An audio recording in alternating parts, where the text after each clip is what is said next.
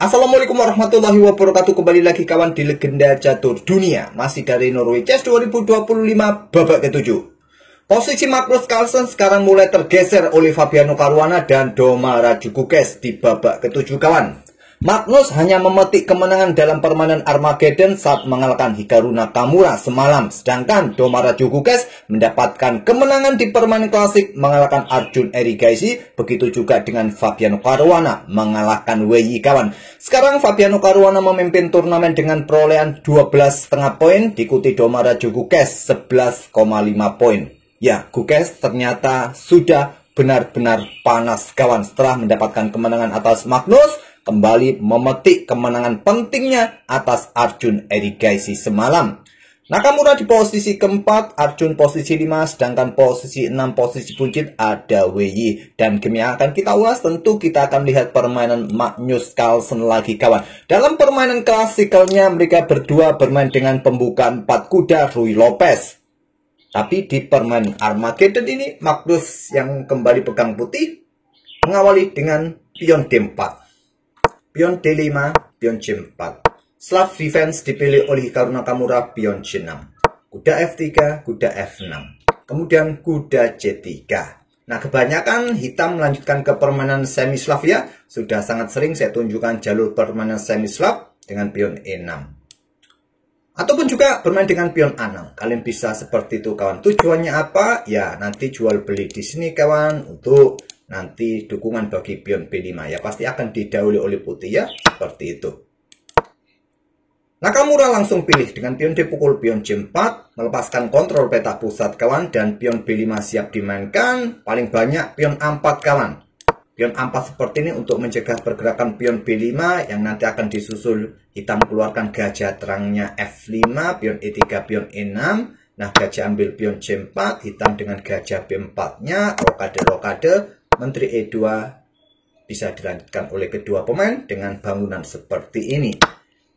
Tapi Magnus Carlsen tidak peduli dengan sayap menteri, sementara waktu dia bermain dengan pion G3. Ya, mirip dalam pembukaan Katalan kawan, cuma bedanya ada pion C6 ya di sini. Nah, pion B5 perkuat posisi peta C4, ada gajah G2, pion E6, ataupun juga gajah B7 paling banyak dimainkan di posisi ini. Pion A6 juga cukup kuat untuk hitam sokong permainan di sisi menteri. Oke, dengan pion E6 terlebih dahulu, Magnus rokade agar tidak ada ancaman tekanan dengan gajah B4 nanti. Siap dorong pion E4, gajah B7, dan Magnus melangkah kuda E5. Buka diagonal sniper, menekan peta C6 untuk mencegah pengembangan kuda kawan ke depannya. Menteri C8, backup peta C6 ini, dan Magnus tantang pion B3. Ada opsi untuk langsung menerima bagus, dorong pion C5 menurut engine juga kuat. Tapi Nakamura ingin mendapatkan ruang langsung kawan dengan pion B4, ancam kuda, dan pion ini siap didorong. Kuda A4, pion C3. Magnus tantang lagi untuk memecah pion-pion hitam ini kawan. Kali ini dengan kuda BD7. Mengembangkan perwira, biarkan saja pertukaran di peta B4, tinggal caplok saja dengan gajah. Dan seperti yang ditunjukkan oleh engine, kuda mundur ke C4, langkah terkuat.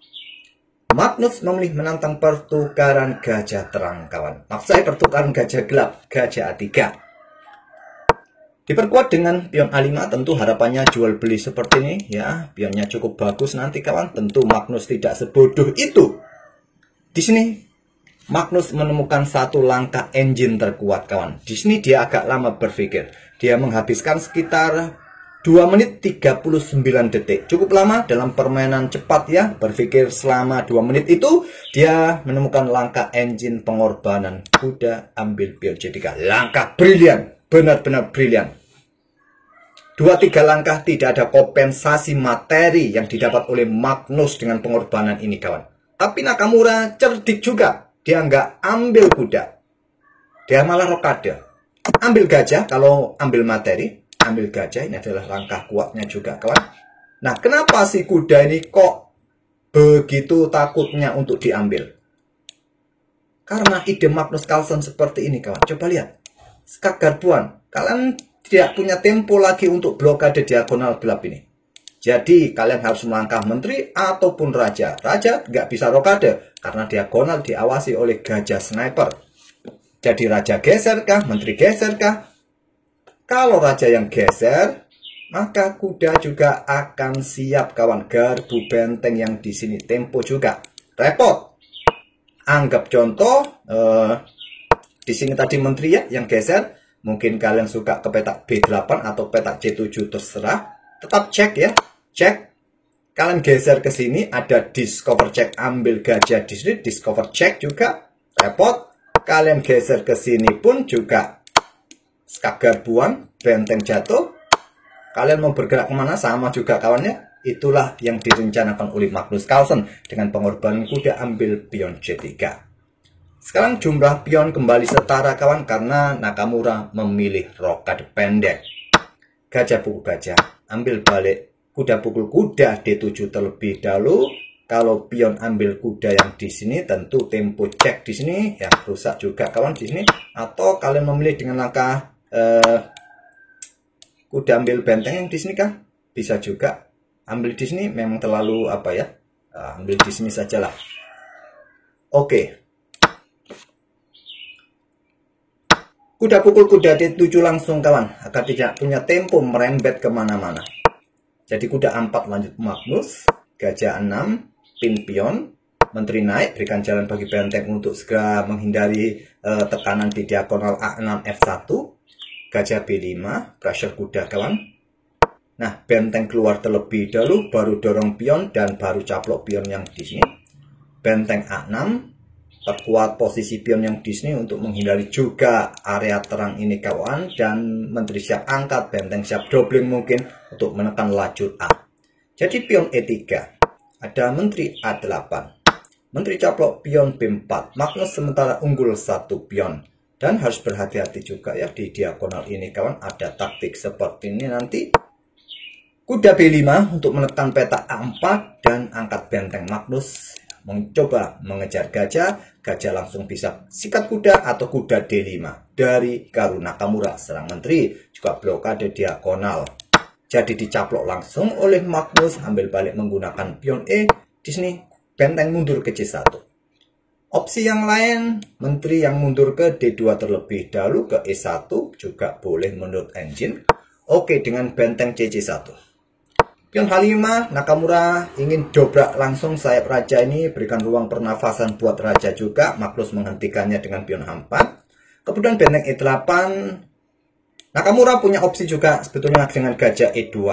Reposisi untuk mendukung pergerakan menteri kalau nanti ingin bermain di sayap raja kawan.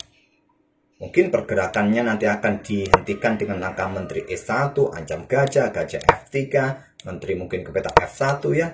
Jaga ruang-ruang terang ini sementara sebelum untuk reposisi 2 perwira mayornya di sisi menteri plus kudanya.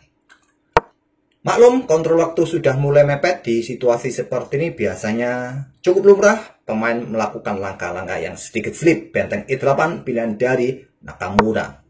Menteri C3, ada menteri C8 dan seperti yang ditunjukkan engine, menteri C2 jawaban terbaik. Memilih kuda C5 menantang pertukan benteng. Nah, benteng pukul benteng, memang terlihat Magnus mendapatkan posisi penting di lajur A yang terbuka penuh kawan. Di sini Nakamura memulai menantang permainan di sisi raja dengan pion G5.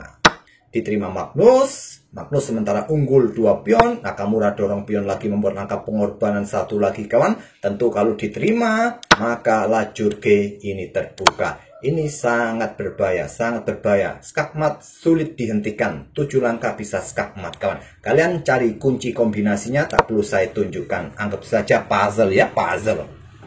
Pion E4. Ya, buka akses menteri, membuka bas ketiga. Pion pukul pion. Ada benteng E1, coba rebut kembali pion kawan. Menteri G4 dan menteri E3. Lanjut Magnus backup pionnya. Di sini pion pukul pion G3, pion F ambil balik pion G3. Nakamura angkat raja, mungkin siap geser benteng mendukung menteri nanti di lajur H. Jadi Magnus juga angkat raja G2 untuk mempertahankan pionnya sebelum mungkin nanti menteri ini bergerak, dan benteng H8 cukup lumrah, cukup wajar untuk mendukung serangan kawan. Tapi kalau engine gini aja enaknya. Gini aja. Cek ya, jual cek, kalau diambil benteng bawah jatuh, jadi raja F2, gajah E2 kawan, jaga pion.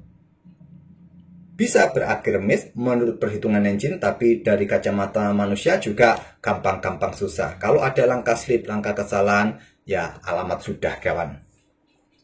Sebagai pegang hitam, remis sudah cukup buat Hikaru Nakamura menahan Magnus Carlsen, tapi benteng H8. Dan kuda ambil pion E4 bagus, menteri F4 menantang pertukaran di sini kawan untuk ya mempersolid pionnya kembali. Tentu menteri H3 cek ya, raja F2 masih punya tempat lari.